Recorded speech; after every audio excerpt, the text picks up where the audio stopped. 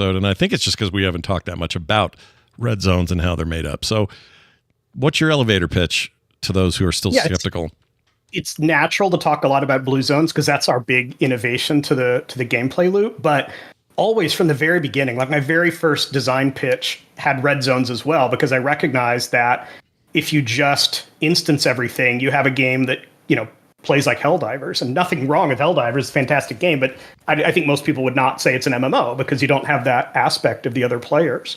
The red zones are where we deliver that. And because we want to deliver it, we really have to deliver it in spades, because you're only spending, let's say, 50% of your time in these red zones. They can't be an empty space where you don't see other players, or even worse, when you do see another player, you run away from them because it'll be easier to farm or gather resources without other people around. So we really want to make the red zones feel like a big playground. There's always a lot of other people around, and you're happy to have them because the challenges you need you need other people to be able to pull that off. A few examples, since that sounds so arm wavy. A big world boss is an obvious one. Like, you're not going to kill it with 5 people. You need an army. You need 30 or 40 players to get together to kill the boss.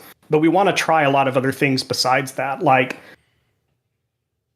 in order to summon the boss, we have to click on 4 different idols that are scattered around the map. So you have to kind of do it simultaneously. So you need a lot of people. Like, hey, can someone go click the pillar in the northern part of the map while we're clicking the one in the southern part of the map? Or even in our blue zones, we have resources like rocks and trees that 2 or 3 people have to collaborate together to bring down. Maybe in a red zone, we have a really awesome resource, but like 30 people have to collaborate to bring stuff down. And those are just like very simple examples. We can think of things like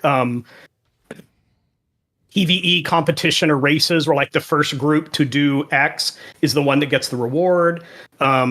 We want them to be very dynamic in the sense that every time you land on one, it's not just a daily quest, or it's not just an NPC telling you to do the same thing over and over.